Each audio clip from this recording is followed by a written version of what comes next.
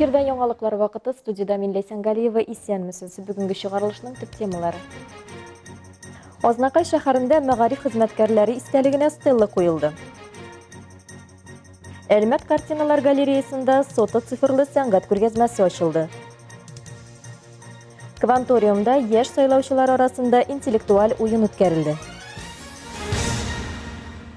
10 октябрьдә Шевченко урамындагы 2 Г йорт каршында юл транспорт хәрәкәте була. Башлангыч мәгълүматлар буенча, Фахреддин урамы ягыннан Шевченко урамы буйлап Тукай проспекты юнәлешендә җайга салынып торган җәяүлеләр кишүе буйлап хәрәкәт иткәндә КАМАЗ автомобиле йөртүчесе куркынычсыз тизлекне сайламаган һәм 2007 елда туган велосипедчыны бәрдергән.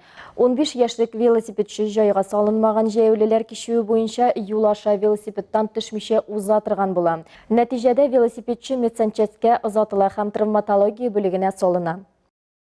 Төп темаларга укытучы һәр кешенең тормышында иң мөһим роль уйнаучыларның берсе.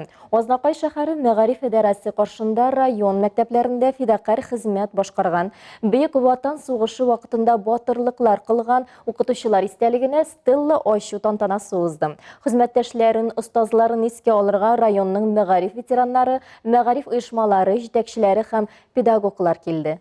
Әлеге эшнең инициаторы күп еллар район мәгариф идарәсен җитәкләгән. Бүгенге көндә район башкарма комитеты җитәкчесенең социаль мәсьәләләр буенча урынбасары Дамир Гыйләҗев.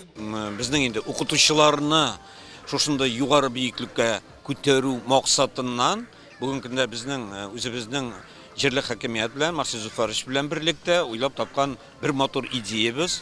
Чында районыбызның укытучылары менә быел инде үзебезнең президентыбыз да әйтеп китте, үзебезнең министрыбыз да әйтеп китте.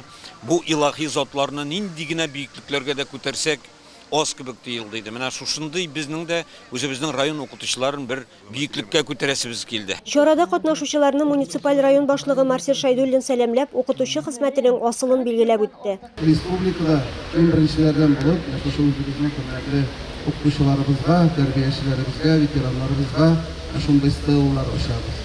Аны инде күптән эшләргә кирәк, күптән. Очрашуда әлеге комплексның авторы Айрат Хафизов та катнашты. Сезне бәйрәмегезгә от всего сердца тәбрик итәм. Менә яшьтәге кеше ничә генә еллар үтмәсен, без һаман барыбыз да бөтенебез дә укытучыларны хәтерлибез, яратабыз. Алга таба мәгариф өлкәсендә күп еллар фидакар хезмәт башкарган ветеран укытучылар чыгышы тыңланды. Район үзешчәннәре укытучылар хөрмәтенә иң матур җырларын башкарды.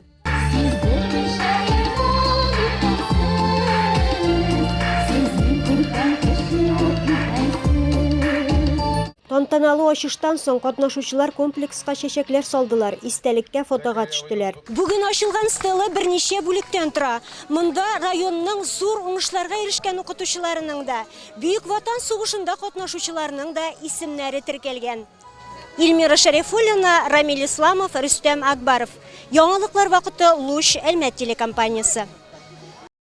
Кванториум балалар технопаркы базасында яшь сайлаучылар арасында сайлау тарихы, сайлау хукугы һәм сайлау процессы дип исемләнгән интеллектуаль уен үткәрелде. Анда кемнәр ярышканын һәм җиңгәнен безнең төшерү төркеме белеп кайтты. Мәктәп елларында яшүсмер балалар алган белемнәрнең кайсысы аларга киләчәктә кирәк буласын аңлап бетерми. Хукук белеме нигезләре 18 яшьтә дә, картлыкта да актуаль. Балих булган студентлар тулы хукуклы сайлаучылар дип санала. Яшь буынның сайлауларга баруы гына түгел, аңлап бу адымны ясавы үз хукукларын белә дигән сүз. Срок полномочий президента Российской Федерации. Так, первое. 6 лет. Правильно. Балалар технопаркында узган интеллектуаль ярышта Әлмәт дәүләт нефть институты, Әлмәт политехник техникумы һәм Казан инновацион университетының Әлмәт филиалы кызлары һәм егетләре катнашты. Уен шәһәр һәм район территориаль сайлау комиссиясе тарафыннан Татарстан Республикасы үзәк сайлау комиссиясе ярдәме белән оештырылды. Мондый уеннар яшь сайлаучыларның хукукый белемен һәм электораль культурасын күтәрүгә ярдәм итә. Одной из причин внедрения такого формата стало обеспечение эпидемиологической безопасности, о чем идет речь. Катнашучылар сайлау хукуклары буенча үзләренең белемнәрен күрсәтте. Командаларны бәяләргә жюри чакырылган иде. Интеллектуаль көрәш нәтиҗәсендә Казан инновацион университетының Әлмәт филиалы Фемида командасы җиңүче булып танылды. Алексей Батталов исемендәге Бөгелмә дәүләт рус драма театрында 88-нче сезонны «Киявем утын тутырылган машинаны урлады» комедиясы белән ачтылар. Спектакль «Бердәм Россия» партиясе тәкъдим иткән «Кече ватан мәдәнияте» проекты буенча бүлеп бирелгән акчага куела. Сюжетка нигездә Василий Шукшинның 7 әсәре кергән спектакльне Айгөл Шәрәфиева карап кайтты. Киявым утын тутырылган машинаны урлады. Микроскоп, авыл кешеләре, Ваня Синничек, Итек, Оятсыз, Степка. Әлеге 7 сюжет Василий Шукшин әсәрләре буенча куелган. Барысы да авыл тормышы турында. Бөгелмәлеләр премьера турында белгәч, билетларны сатып алып, театрга ашыкты. Залда аншлаг. Так как я очень люблю классику, люблю наш театр, люблю игру наших артистов, никогда не пропускаю премьеры. Вообще наш театр это что-то необыкновенное.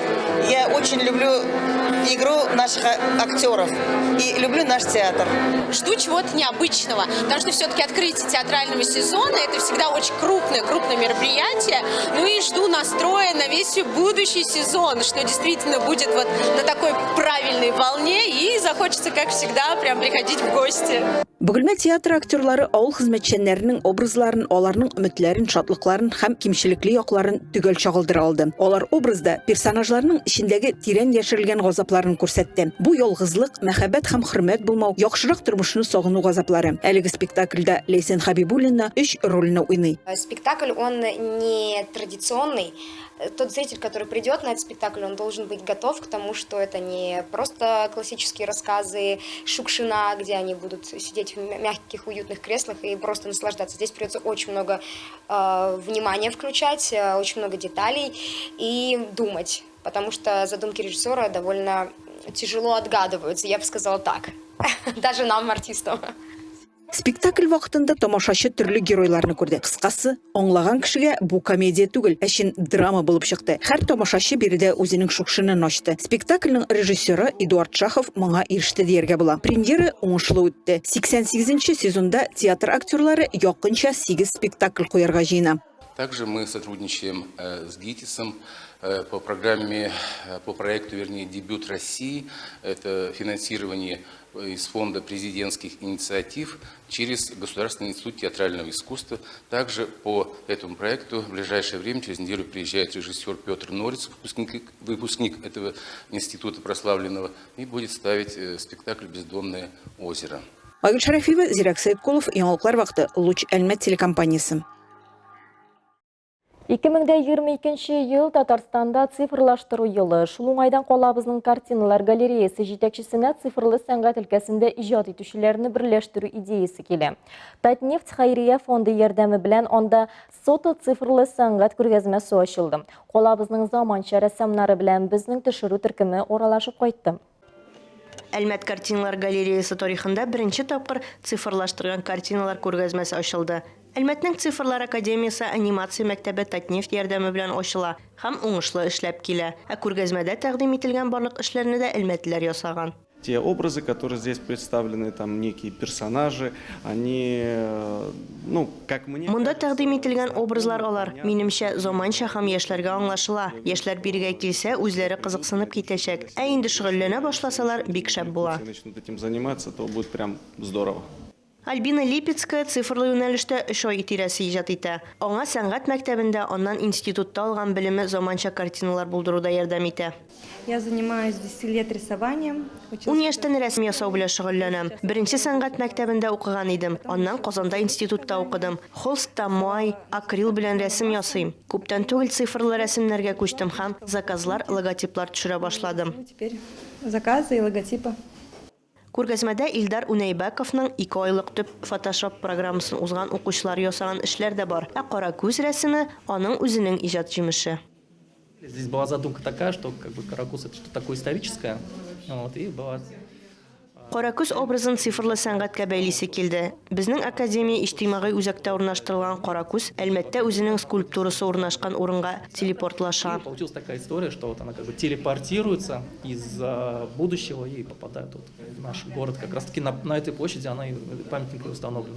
Теләге булган кеше бүген дә картиналар галереясына үзенең цифрлы картинасын алып килә һәм күргәзмәдә катнаша ала. Оештыручыларның максаты әлмәтлеләрнең талантын күрсәтүдән тыш заманча рәсемнәрне берләштерүдә. Очень хотелось собрать всех художников, работающих в этом, чтобы это сообщество, которое творят на цифровом пространстве, Әлеге юнәлештә эшләүче барлык рәсемнәрне җыеп, тәҗрибә белемнәре белән алушыларын теләдек. что передать друг другу. Знать, что есть коллеги, которые работают в этих программах. Бүгінгі шығарылышта менә шулар иде. Мин Ләйсән Галиева һәм монтаж операторы Алия Байрамалова сезнең белән сау булышабыз. Исән сау булыгыз.